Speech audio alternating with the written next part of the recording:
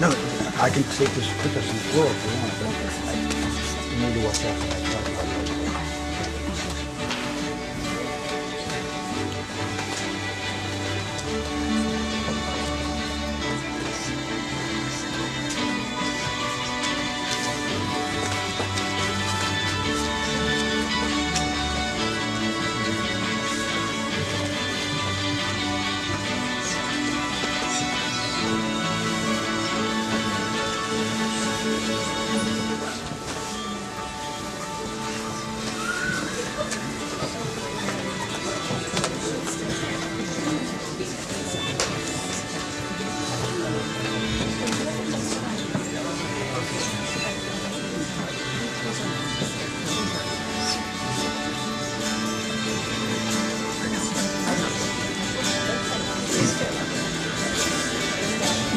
If they wanted, the coach can hang out in the foyer, you know.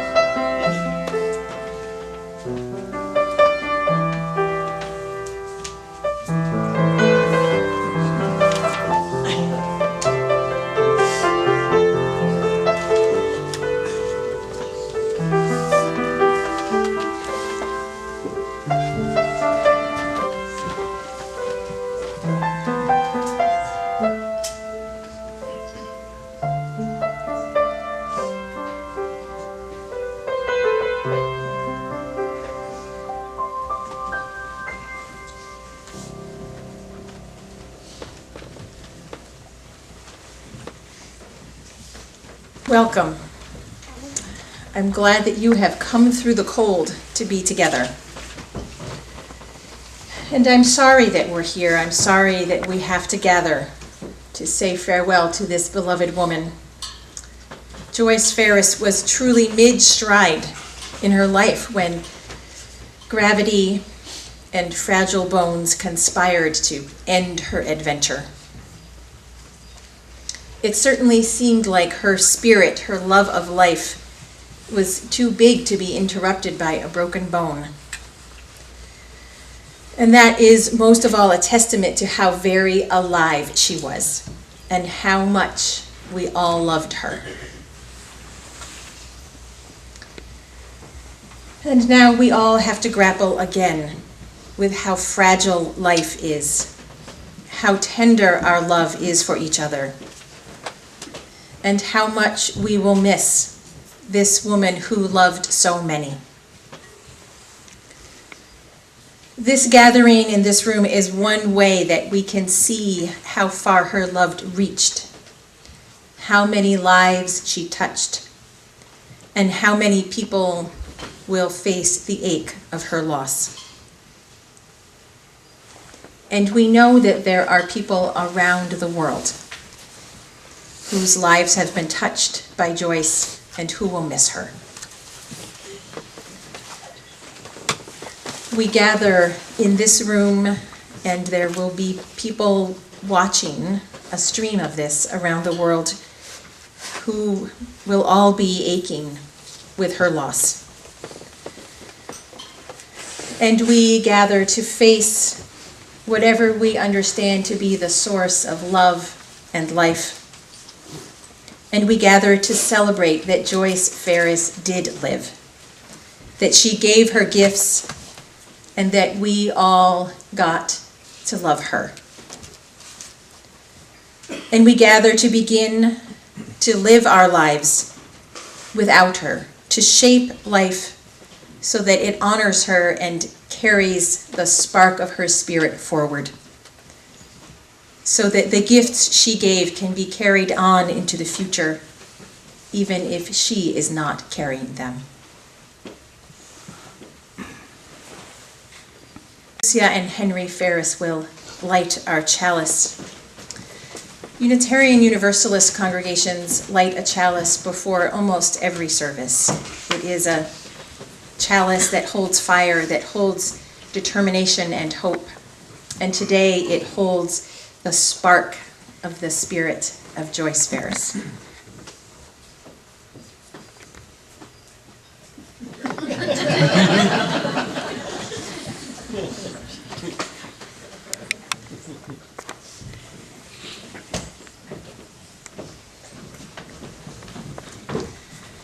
I invite you to join in singing hymn number 6, which you'll find in the gray hymnals. Tell them I said yes to life.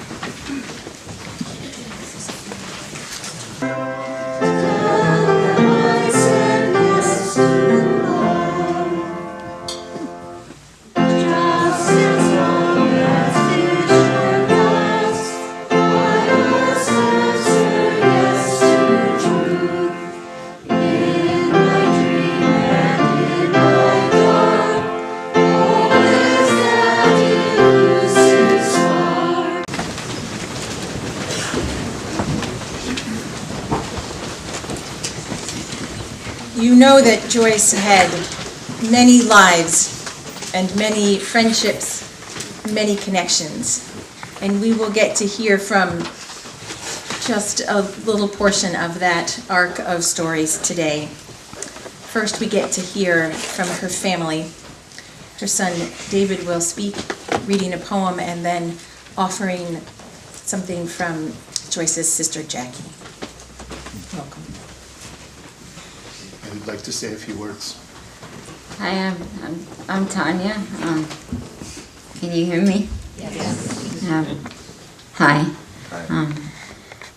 My mother was a beautiful person, and she taught me a lot of things about poetry and teaching. And I just wanted to say a brief poem. Tiger, tiger, burning bright in the forest of the night. And I loved her very much. Thank you.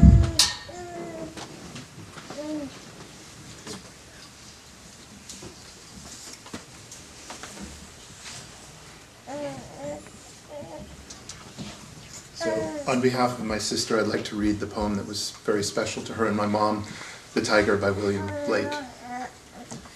Tiger, tiger, burning bright in the forest of the night. What immortal hand or eye could frame thy fearful symmetry?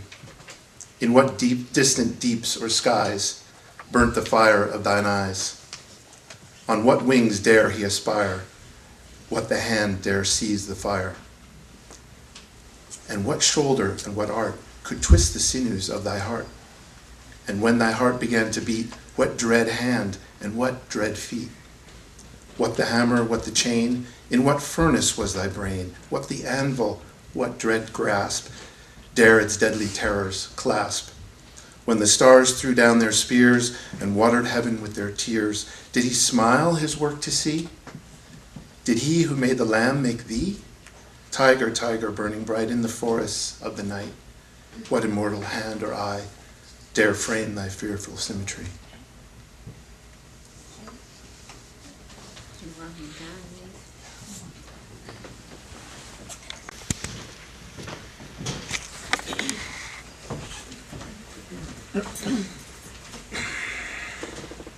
So now I'd like to share some memories of my mom by opening with a poem of my own.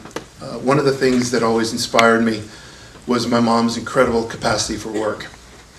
Even in her 80s, she could outwork most people half her age, as most of you know. She loved her work, and it was one of the things that gave meaning to her life. She gave me a copy of this poem, To Be of Use, by Marge Piercy, early in my career, and I kept it displayed on the wall of my office for many years.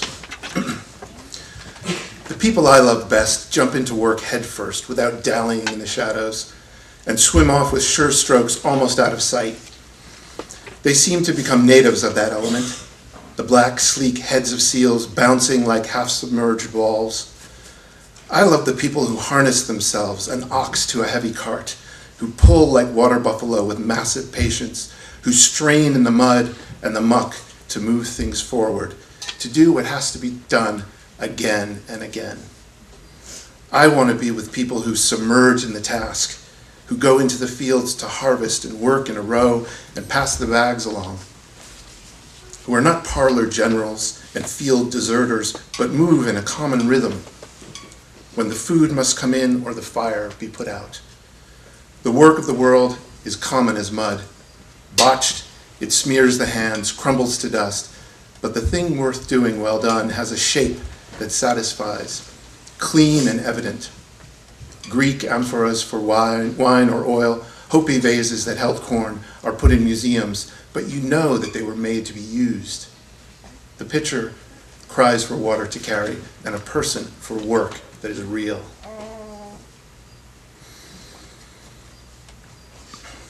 One of the strongest memories from my childhood is of summers at our cabin in Maine. At bedtime, once the kerosene lamp had been blown out and my sister and I were snuggled cozily in the loft, my mom would tell stories.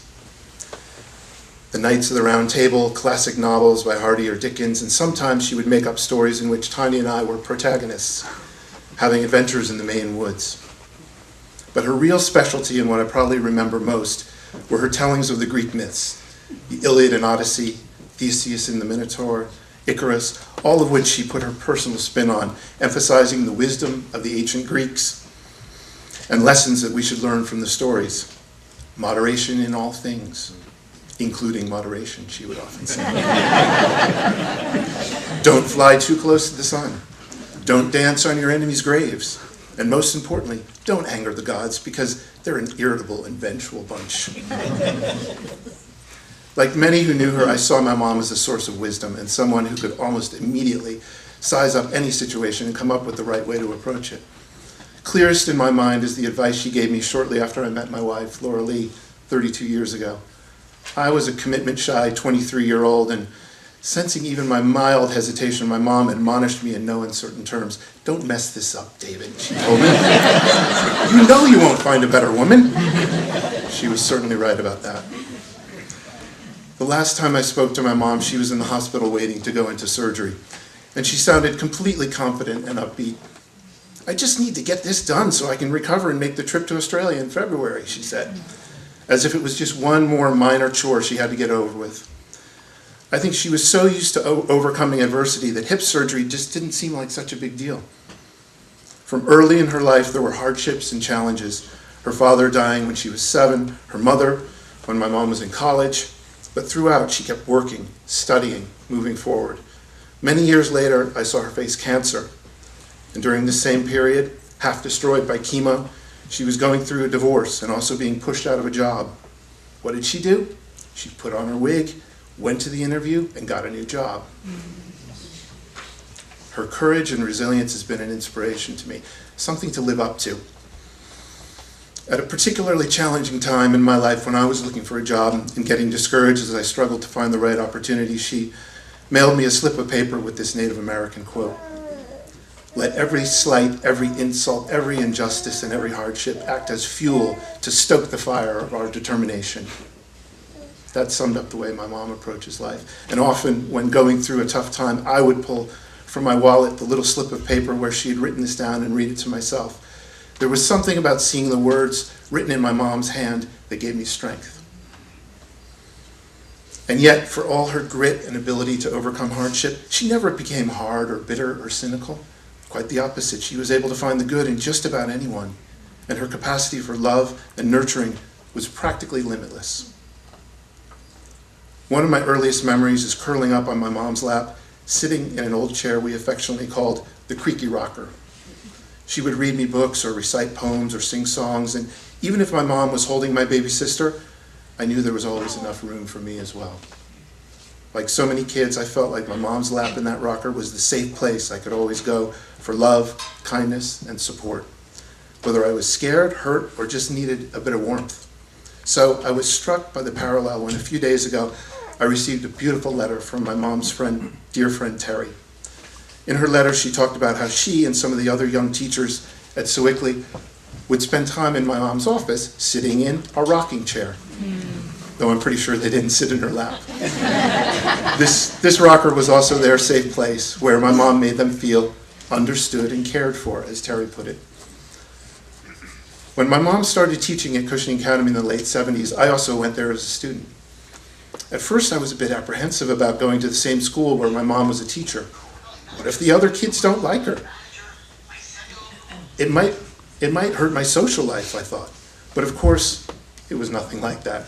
Everyone loved her. Kids I hardly knew would come up and tell me how great they thought my mom was, how cool she was. Far from being a liability, being her son actually helped my social life. She was so well loved and became so close to so many kids that there was a group who started calling her Dr. Mom. People would ask, did I mind that so many others called her mom and got so much support and love from her?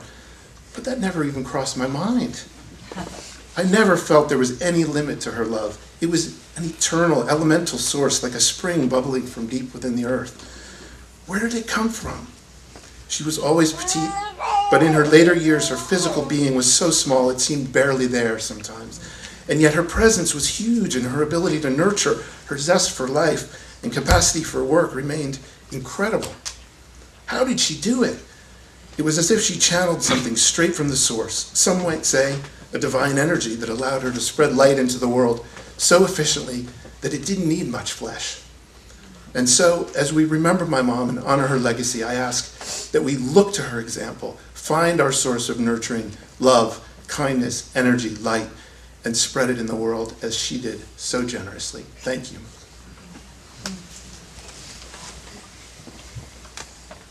From my Aunt Jackie, my mom's sister, who wanted to say a few words and couldn't be here. She lives in Baltimore and just couldn't make the trip. But we have a recording of her that we'd like to play. Thank you.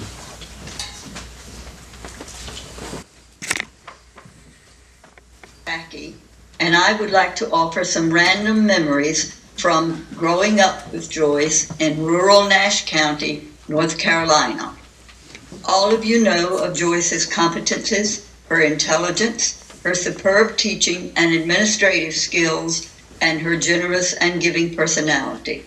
Perhaps many of you know as well that our father died when Joyce was 7 years old and I was 4, and that our mother was killed in an automobile accident when Joyce was a senior and I a freshman at Women's College of the University of North Carolina.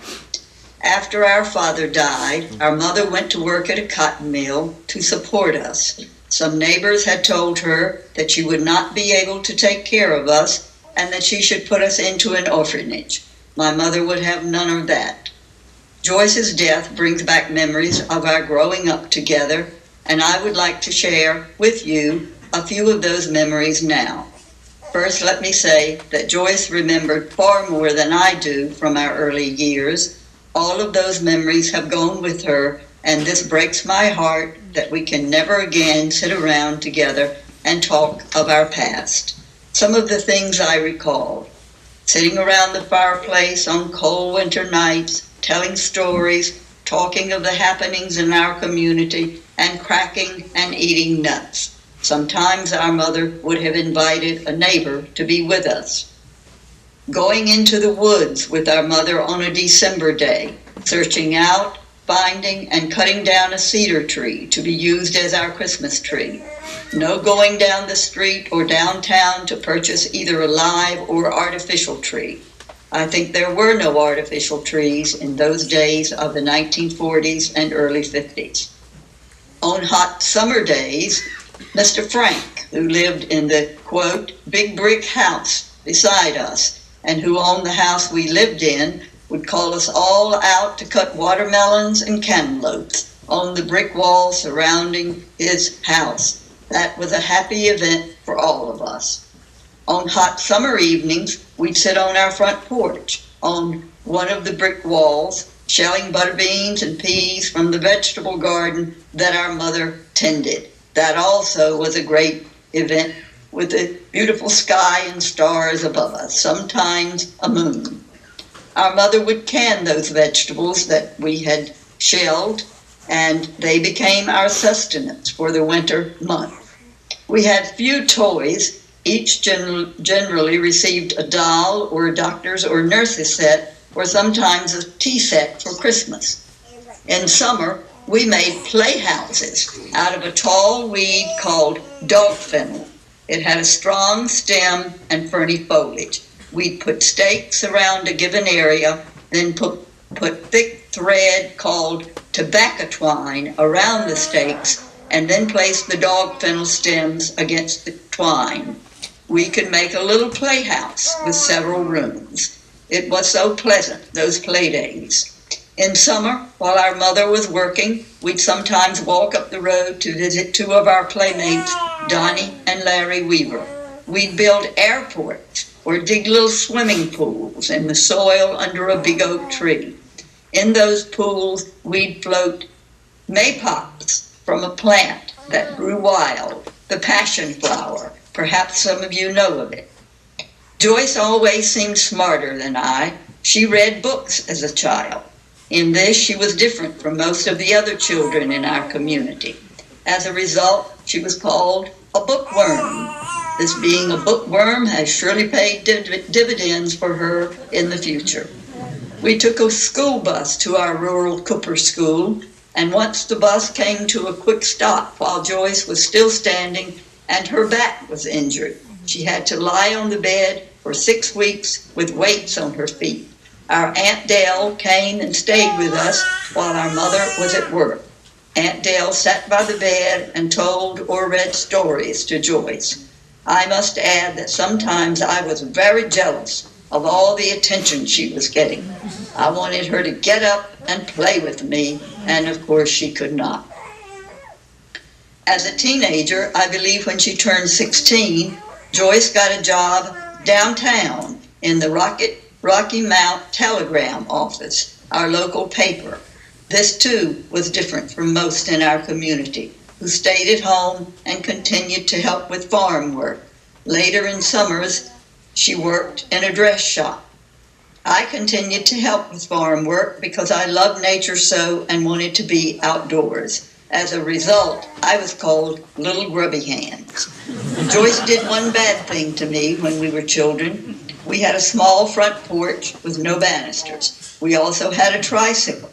Once Joyce said, "Let's play a game. Each will close her eyes and ride down the porch, and the other will tell her when to stop when she comes to the end of the porch." She said, "You go first, Jack." So I did, but she never told me to stop. I went head first on the tricycle off the porch.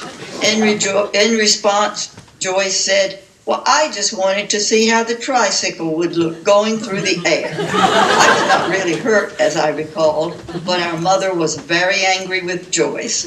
As was common in those days for children who did bad deeds, Joyce received a good little switching from our mother. I'm sure more memories will come as the days go on, But for now, I'd like to end with a poem from Robert Frost and a quote from a poem by Mary Oliver. From Robert Frost, nothing gold can stay. Nature's first green is gold, her hardest hue to hold. Her early leaf's a flower, but only so an hour. Then leaf subsides to leaf, so Eden sank to grief. So dawn goes down today, nothing gold can stay. Joyce was gold, as you all know, and she could not stay. Now a quote from Mary Oliver's The Orchard. Lo, and I have discovered all winds blow cold at last, and in the leaves, so pretty, so many, vanish in the great black packet of time. For all of us, the memory of Joyce will not vanish soon, but will be around for a long, long time. She touched so many lives in so many ways. I and so many others give thanks for her life and all that she gave to us. I cherish her children, Tanya and David, and will be here to support them for as long as I can. But now I must say farewell, farewell to my dear sister Joyce. Thank you.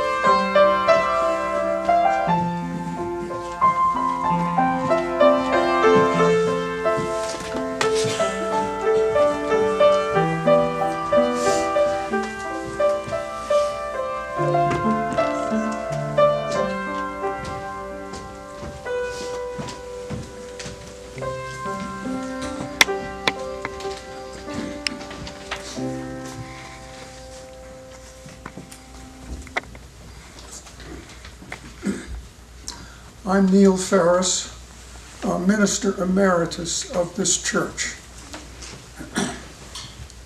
Joyce and I were married for 30 years. We met at the University of Chicago in the late 1950s, where she got her second master's degree in religion and literature. Our wedding was held in the Unitarian Chapel. The night before, Joyce dreamed that my best man forgot to bring the ring and that the organ broke. Both happened. The organ stuck on a note, it's called a cipher, which required the organist to play everything in that key. A third dream was that the bridal bouquet was a funeral wreath. That caused some concern.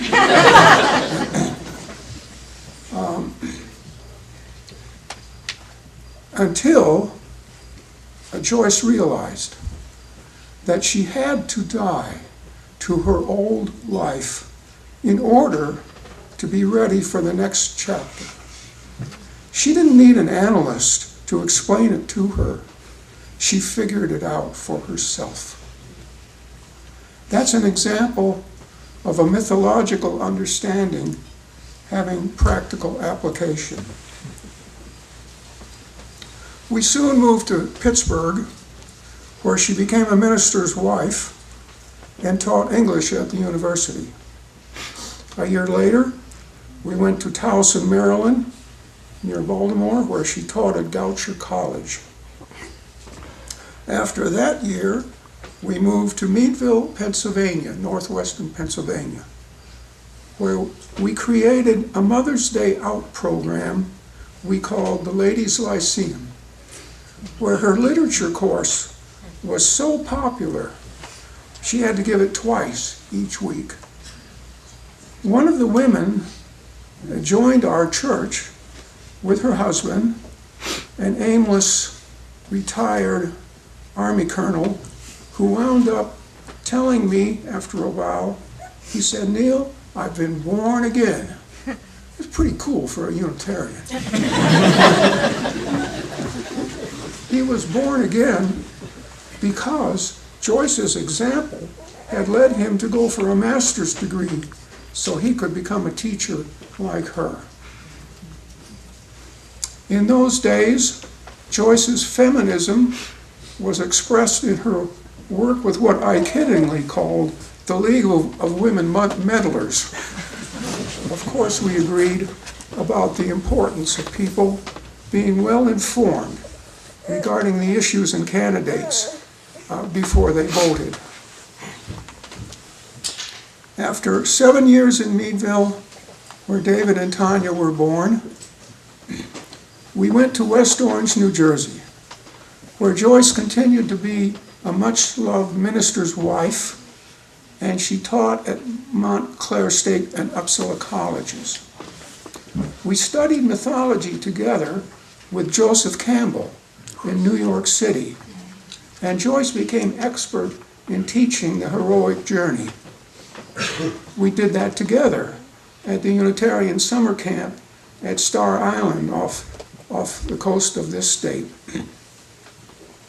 Campbell was expert concerning the male examples, but Joyce took over where he left off when she clarified the female aspect that had been so neglected with the example of Psyche. If Joyce were here, she would regale you with all the rich meaning in that wonderful story of Psyche, including the important point of one's being able to recognize genuine help when it is offered and accept that help. The story of Psyche, a word meaning soul, is also a story of the human journey from childhood into adulthood, as Joyce would explain so well. What a great storyteller she was. After 10 years in New Jersey, it was on to Fitchburg, Massachusetts, where she began her sterling prep school career at Cushing Academy in Ashburnham. She commuted weekly back to New Jersey in order to earn her PhD from Drew University. As you've heard, at Cushing she became known as Dr. Mom because of her amazing ability to help so many young people bring out the best in themselves. Joyce well understood that a fulfilling life must include a lot of reaching out in service to others in need, and her capacity to be of use was immense. It was in Fitchburg that Joyce entered the belly of the whale in terms of an operation for cancer, chemotherapy, and then a terrible case of shingles that persisted the rest of her life. She would deal with those and later illnesses and breaks and bruises as nuisances to be weathered until she could move on to better things. By the time I moved here and Joyce was working at Brewster Academy in Wolfboro, our marriage had become strained. That was a terrible experience to go through. And we did something we had never contemplated for 25 years. We obtained a legal divorce. Then, after a necessary period of adjustment, I was so happy to see her flowering in a way she could not have had we stayed living together. And I felt so blessed as our friendship and our caring and love for each other continued. When I connected with Sylvia, and over time, Joyce got to know her, we became a threesome. So many times, in the last several years, we would meet, and I would be so glad to witness those two wonderful women talking and laughing, sharing their experiences and insights as their mutual admiration and respect and even love for each other took hold. Joyce was so wise. Her heart was so large. She summed it up. Not just our threesome.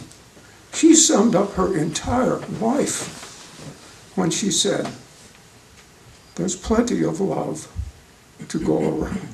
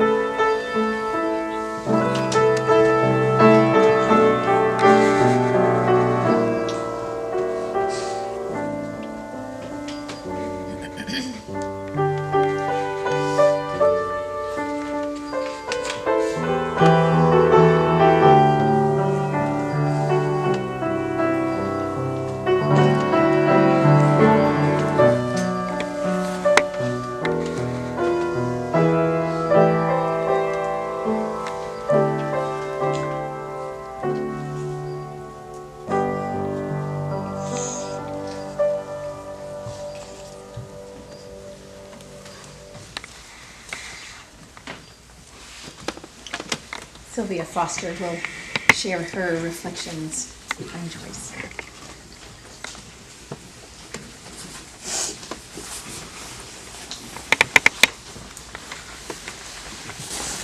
I'm Neil's wife, and I remember Joyce as a genius for helping you to become the best you can be. Whenever you were having a rough patch, she'd present you with a solution at lightning speed. She seemed to have this map of professional twists and turns on the roads to success, and all the ideas about how to navigate those. So when I said to her, I can't believe my boss just said, if anybody around here is going to get his PhD, it's going to be Bob. Oh. I said, you know, Joyce, what about this? And she said, you just go in there and tell him you want this. She delivered this with this familiar tone of authority, all wrapped up in affection. She wanted you to face any hardship in life and reinvent yourself.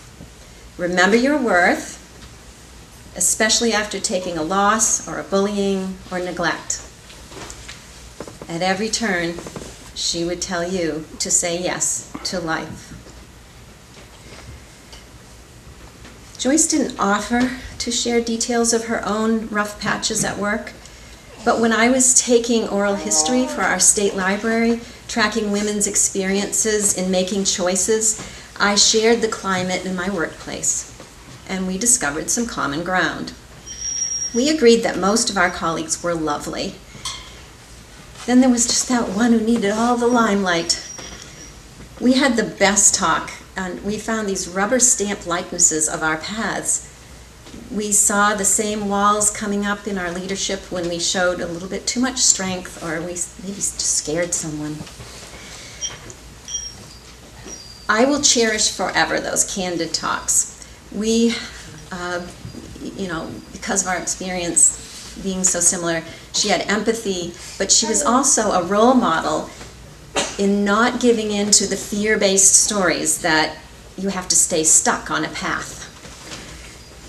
She was not going to limit herself nor let others do that. She carried so much positive energy. It's been said, when you told her about a problem, she'd turn it on its head, and suddenly it sounded like the best opportunity of your life. Joyce was on a mission to create a world where everyone gets a chance to run organizations and the world. This is why she was the heart and center, intellectually and emotionally, of schools. The accrediting bodies know that the future of a school lies in its leadership, because leaders set the stage for good communication, the nurturing of the potential of every individual, the character and principles of the organization, and citizenship in the community. Her leadership didn't begin with strategic planning. It was with her respect for every person in her care. It's been said that work is one of our greatest privileges. It enriches and matures us. It turns out that work can even be poetic. And Joyce built community. She knew her people. She knew about their families, what they loved most. She built trust. That was her poetry. Of course, I admired her feminism. From her position on the board of Planned Parenthood to her dean's position in the academic houses of these schools, where she engaged in the principle of freedom to control our own lives, to practice fairness and democracy for all, and offer everyone the chance to live with dignity. I will remember Joyce for welcoming me, the latecomer, to the family. When I married Neil, she said, "Sylvia, if it has to be somebody, I'm so glad it's you." She didn't have to reach out to me in that way, invite me into her life, or allow me to feel so welcomed into her beloved children's lives.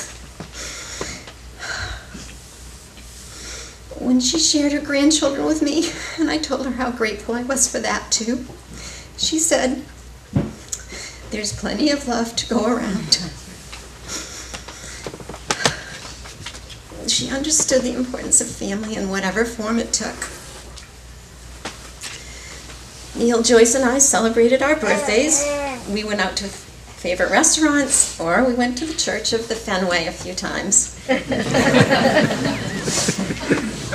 It was such a treat to share that time with Joyce. Wow, she was such a fan.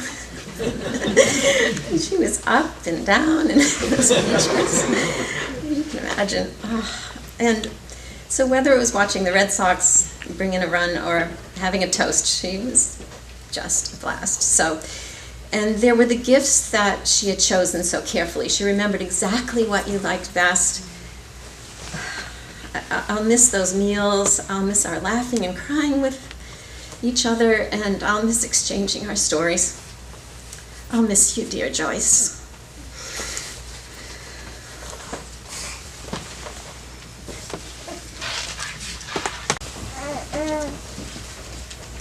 I'm Laura Lee, Joyce's daughter-in-law. I've had the great privilege and pleasure of knowing Joyce since 1986, when Dave and I met while teaching at Cushing Academy Summer School. Imagine my delight that July, 32 years ago. Not only had I found the man of my dreams, but he came with a mother like Joyce.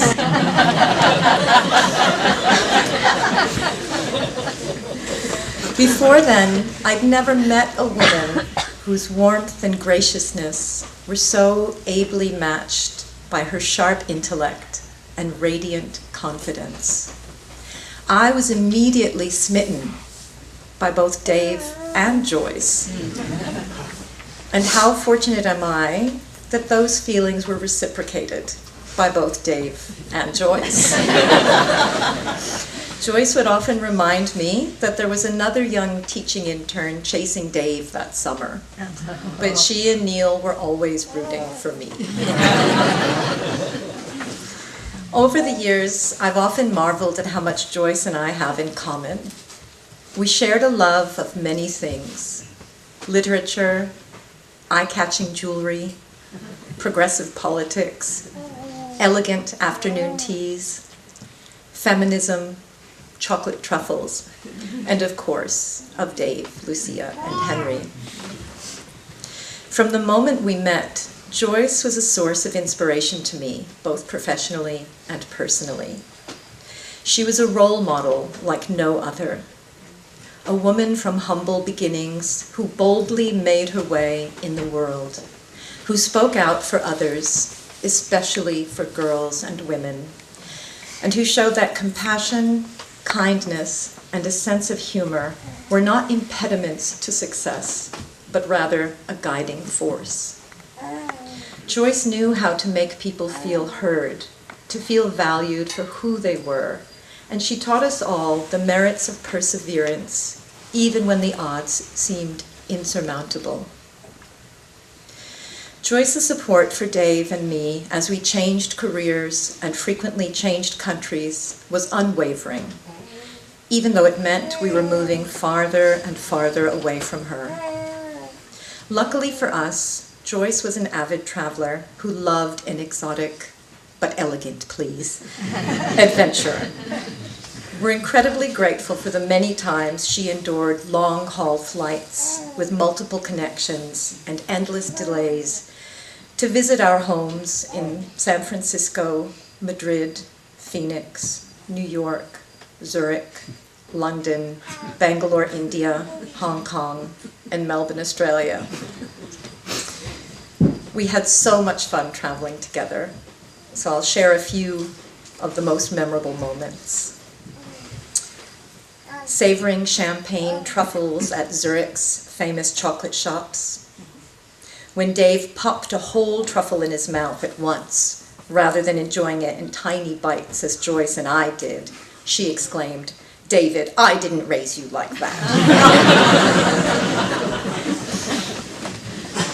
When we lived in London, Joyce and I took Lucia to high tea at Fortnum and Mason's, and then to the Nutcracker Ballet.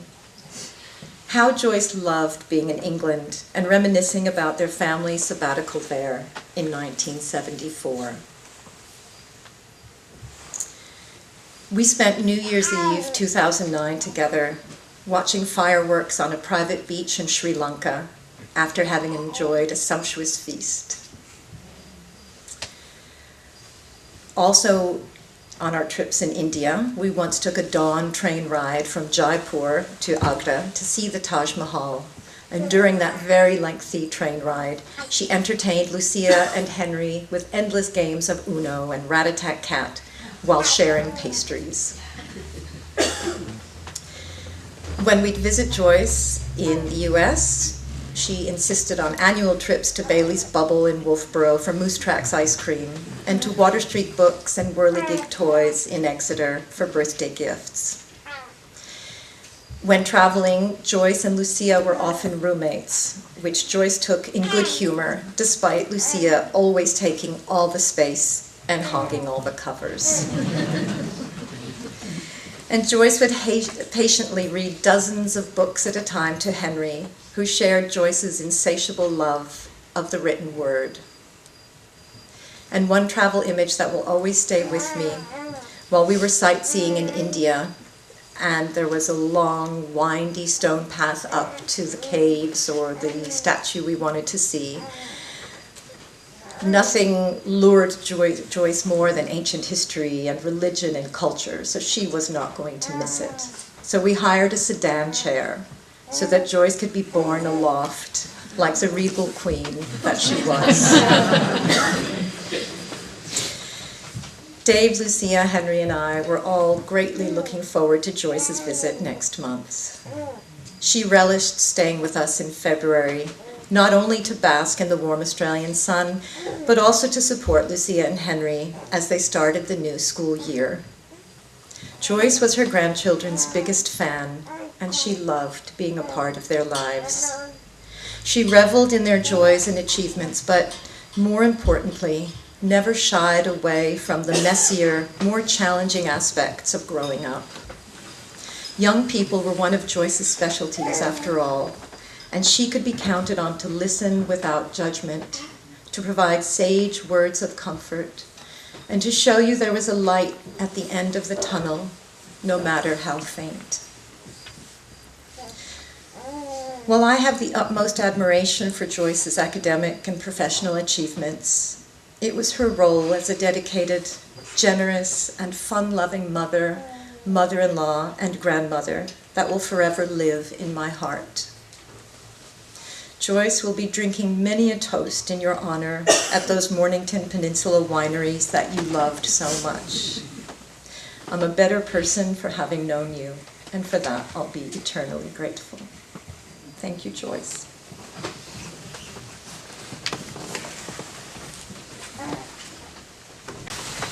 Hi, I'm Lucia, and this is Henry. We're Joyce's grandchildren. We're Lucia and Henry, Joyce's grandchildren, and we're going to sing "You Are the Sunshine of My Life" by Stevie Wonder. It was one of her favorite songs.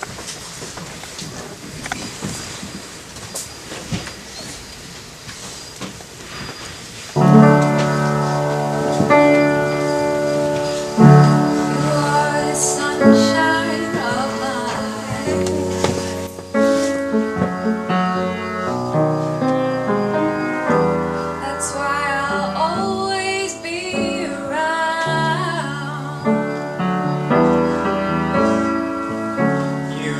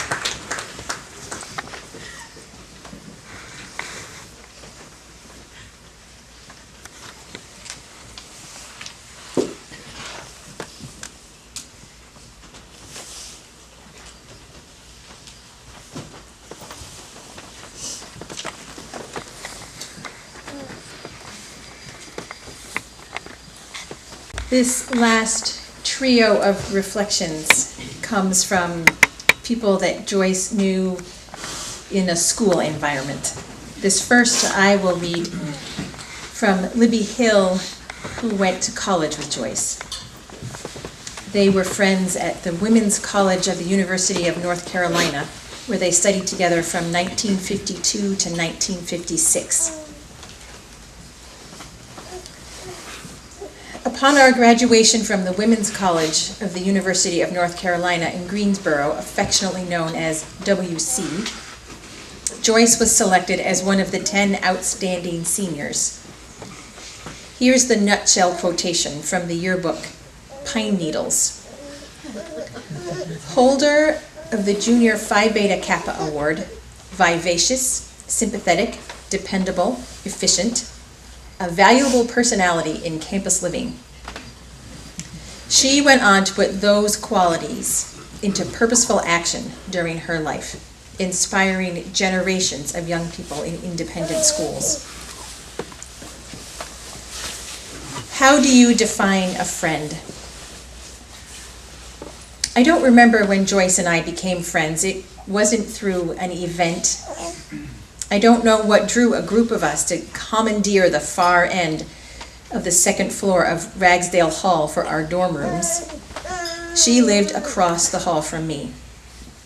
We shared our experiences of the day, but two things stand out for me. We both babysat for families of our favorite professors. Hers was Dr. Mueller, and were integrated into their family lives. And most poignantly now, I remember many late night discussions when we would tackle the question of predetermination. What did it mean in general, and what did it mean for our behavior? Did our behavior matter? How should one live a life? The university library was one of Joyce's favorite campus haunts. She had a carrel along the stacks on the second floor. Her desk overflowed with books, particularly books on or by George Bernard Shaw, the topic of her honors paper. During senior year, if you wanted to find her, you looked there first. At the other end of the intellectual spectrum, in a particularly personal memory from eons later, it wasn't until recently that Joyce and I realized our shared enthusiasm for baseball. During the famous 2016 Game 7, when the Chicago Cubs were playing the Cleveland Indians for the World Series championship, we were going into the 10th inning. Joyce and I were texting each other after each play and each pitcher change, second guessing the coach. I wish I had a record of those texts. At our 40th class reunion in 1996, to prepare for our 50th class reunion, we realized that the WC we had known had inevitably changed radically from the small 2,000 students, all-girls school to a mega campus with boys. We vowed to keep the memories of our intimate school alive through reunions of our small group. This was the group of Judy Heyman, Mary Ann Marger, Esther Kaftal, and Libby Hill. We met in New York, St. Petersburg, Florida, Greensboro, Chicago, and even Exeter. We met for only 2 full days, but it was long enough to see the sights, renew our friendships, and reminisce. In recent years, our group of friends grappled with the question, what made our 4 years at WC so exceptional? Our college years intersected with a special group of students, and especially faculty, who went way beyond just teaching.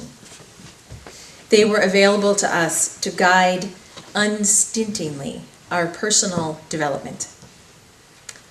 Mention the names Ashby, Bardolph, Friedlander, Ivy, Gerald, Mueller, Pfaff, Summerall, and you have just some of the constellation of faculty stars who shared not only their intellect but their caring with us, and whose names bring back the magic of our WC years.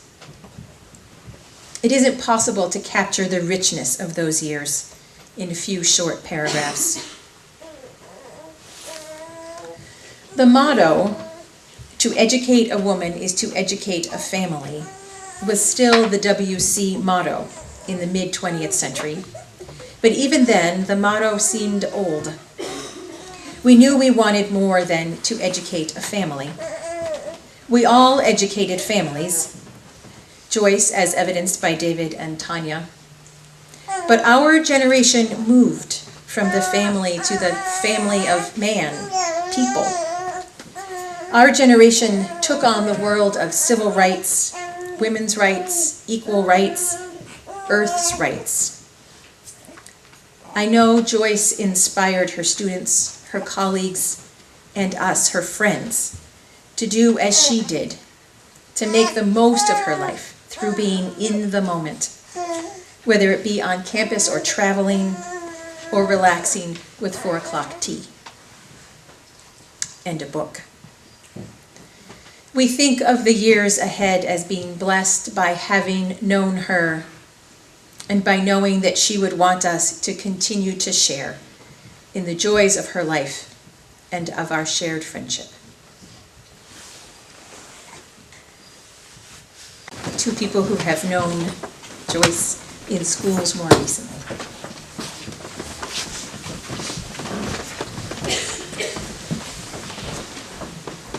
Good afternoon, everyone.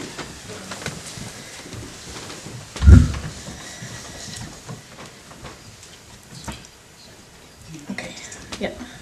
My name is Judy Reynolds, for those of you that don't know. Like all of you here today, I was lucky enough to cross paths with Joyce. For me, it was almost 20 years ago at a job fair. It was on my birthday in February of 1999, and I was interviewing at the Carnegie Sandor Forum in Boston. From the first minute of our interview, I was in awe of Joyce. I thought to myself, wow, what a brilliant, articulate, and dynamic person. I knew right away that I would be the luckiest Spanish teacher on earth if I had the opportunity to work with her. As fate would have it, I was given that privilege. Joyce was my boss, mentor, and friend at Swickley Academy from 1999 until 2003. I later learned that she knew the headmaster of another school that offered me a position that same year. Of course she knew him. Joyce knew everyone. Okay, maybe not everyone, but just about. So it's not a surprise to me that she was the one that encouraged me to look into teaching at Derryfield, because in her words, it was perfect for me. She was right. She always was. Joyce had such a profound impact on countless students and educators throughout her successful career in education. She was a passionate, kind, and encouraging mentor and friend. I witnessed this firsthand, as did so many of you here today. What I didn't know back in 1999 is that Joyce would end up being like a mother to me. She has been my rock and sounding board throughout my career and in my personal life. I left Swickley Academy in 2003 to pursue a master's degree in New Hampshire. Prior to that, Joyce used to sit me down in the rocking chair in her Swickley office for my annual evaluation meeting and tell me how I should pursue an advanced degree, and if possible, before starting a family. She knew how busy life can get. I was upset to leave my Swickley career behind, but once again, she was right. Needless to say, I was thrilled when Joyce moved here to New Hampshire a year later. As it turned out, retirement was not for her, and she taught English for a trimester at Derryfield. Soon after, she began working at the camp school, another school community that she graced with her wisdom and experience. However, let me be clear, Joyce was as humble as she was smart, and her door and heart were always open. Her generous spirit, wisdom, and guidance and friendship were a gift to all of us. Joyce has seen me through life's many ups and downs. She lifted me up when I lost my parents. She was always quick to applaud and celebrate my accomplishments in life and was like family to me, Kyle, and our girls, Anna and Gabby. She was a regular at our dinner table as well as birthday and Christmas celebrations. We could just call her up last minute and pop over to see her or grab a bite to eat or an ice cream. My girls and I simply adored her. Joyce and I spoke and messaged several times a week, and I keep catching myself wanting to call or text her. Up until about a year and a half ago, our communications were mostly on email and her work or home phone. When she got a smartphone, I was happy to have more direct contact with her without having to first speak to the robotic voice on her home answering machine, which our friend Danielle jokingly referred to as the butler. Of course, Joyce had a butler. Joyce had just spent another wonderful Christmas with us and returned home to Exeter the next day. We had such a great time. We ate and laughed and exchanged lovely presents before watching the movie Big with Tom Hanks. At the time, we decided to watch this movie because we knew it was funny. Looking back now, I cannot help but see a parallel with Joyce's youthful spirit and passion for doing what one loves. However, in contrast to Tom Hanks' character, Joyce did not wish her dreams to come true, but rather worked hard to achieve them. She loved being an educator. She also loved to read, travel, attend theater and music performances, do Tai Chi, sip her tea, and enjoy a nice glass of Chardonnay or two. I will forever cherish our girls' nights out, our weekend trip to Kennebunkport for a Swickley event, and our many adventures together with our family. The weekend Joyce passed, she was considering joining us for a day trip to Maine to see friends. When I hadn't heard from her by Saturday, I assumed that she was at Tai Chi. By early afternoon, she let me know about her fall and upcoming surgery. Anna, our older daughter, and I spent several hours with her on Saturday. It was lovely. She was in good spirits and just wanted to get through the surgery so she could begin her recovery. That was Joyce, always looking ahead to the next adventure. In this case, that next adventure was going to be visiting David, Laura Lee, Lucia, and Henry in Australia in February. She was such a proud mother and grandmother. Her eyes lit up when she talked about you all. Having her in our lives was such a huge blessing, and I feel honored that I was able to be there with her, holding her hand in her final moments. Neil, Sylvia, David, Laura Lee, Tanya, Larry, Jackie, and Eric, I'm so profoundly sorry for your loss and will be forever grateful for letting me share today just how beloved Joyce was to me. In closing today, I would like to leave you with a poem by Dr. Maya Angelou from her 1990 collection of poems entitled, I Shall Not Be Moved. The title of the poem is When Great Trees Fall. When great trees fall, rocks on distant hills shudder, lions hunker down in tall grasses, and even elephants lumber after safety. When great trees fall in forests, small things recoil into silence, their senses eroded beyond fear. When great souls die, the air around us becomes light, rare, sterile. We breathe briefly. Our eyes briefly see with a hurtful clarity. Our memory, suddenly sharpened, examines, gnaws on kind words unsaid, promised walks never taken. Great souls die, and our reality, bound to them, takes leave of us. Our souls, dependent upon their nurture, now shrink, wisen. Our minds, formed and informed by their radiance, fall away. We are not so much maddened as reduced to the unutterable ignorance of dark, cold caves. And when great souls die, after a period of peace blooms, slowly and always irregularly, spaces fill with a kind of soothing electric vibration. Our senses, restored, never to be the same, whisper to us, they existed, we can be and be better, for they existed. Thank you.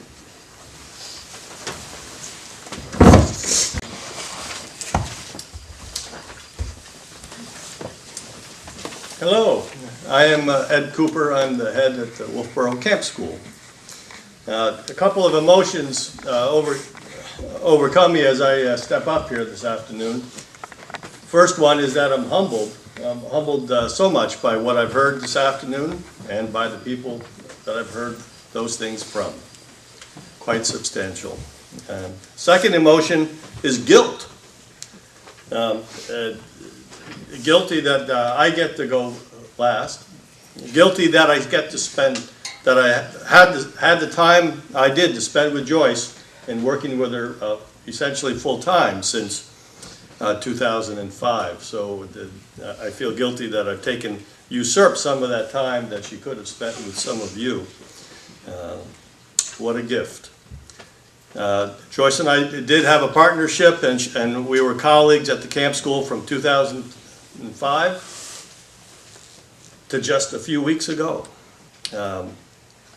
It is my charge here, after all that we've heard this afternoon, it almost seems trivial, to give you some idea of what it was like at the camp school with Joyce and the impact she had on our people, our students, and our community.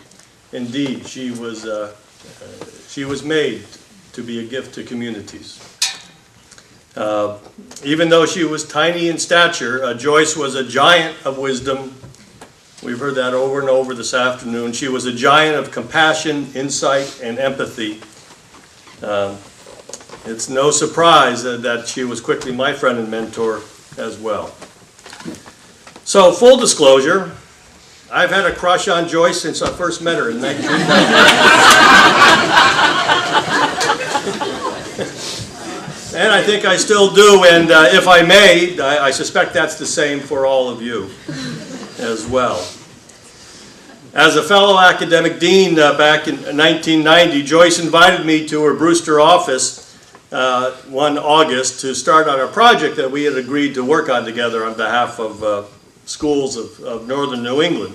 I distinctly recall finding her huddled over a table-sized matrix of the Brewster class schedule. And that table was covered with hundreds of pennies. Joyce, what are you doing? It was a giant board game. And so naturally, being a school person and being curious about scheduling, as all school people are, and the holy grail of there's always a better schedule to be had, I had to ask her, I said, Joyce, what is your strategy here with all these pennies? And that's when I first heard her signature exclamation, at least in our world, and that was, oh my God, along with the classic sort of shock and awe pose that she would always go into in those tivas of hers. That scene, all in itself, plus the wisdom, humor, and kindness that followed, had me hooked. Fast forward to the following decade and to her pending retirement from Sewickley. By the way, the tributes that are posted at Cushing and Sewickley are wonderful, and I encourage you to take a look at those. Most of us knew, of course, that Joyce was not the least bit interested in retiring. So, furthermore, the rumor was that she was moving to New Hampshire. My version of this story is that Wolfboro and Dairyfield quickly duked it out in an effort to snag Joyce for the next academic year. As Judy said, Dairyfield won that contest in the short run, but Wolfboro had Joyce for the long run. She pledged 2 years of admissions work, something she'd never done, and summer work as our academic dean, and she stayed for 14. To do what she loved, and she continued to do what she loved this past summer and fall and right up until the new year. Just this year, Joyce attended conferences with me in San Diego and Washington, D.C. She also provided almost daily input by phone or in person about students, teachers, programming, marketing. I spoke with Joyce by phone, as did David, the night before she died. She was frustrated, and I'm certain wherever she is now that mostly she's just still angry that her plans have been disrupted. She was animated as usual, chatting on about her calendar and her plans, including her eagerness for success at Wolfboro in our upcoming 2019 season. Standing for our benediction. Be resourceful. Sit in a rocking chair. Go to the movies with a friend. Persist through adversity. Have afternoon tea. Read a good book. have a long philosophical conversation, do some Tai Chi, share a poem, eat bananas Foster, support Planned Parenthood, enjoy parenthood and grandparenthood, drink some Chardonnay, go to England or just go somewhere you love. Listen. Suggest a good match and a good direction. Keep your eye on the good in everyone. Remember, there is plenty of love to go around.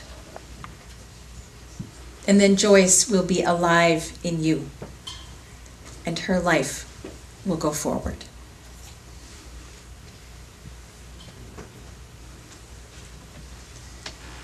And I invite you to speak the words of the unison benediction which this congregation has spoken for many years. If you haven't received a small piece of paper with that benediction on it, your neighbor has. Lean in. Go in peace. Seek truth, give thanks each day. Respect the earth and all creatures, for they are alive like you. Care for your body, it is a wondrous gift. Be gentle with yourself.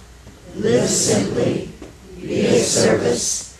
Be guided by your faith and not your fear. Go lightly on your way. Walk in a sacred manner.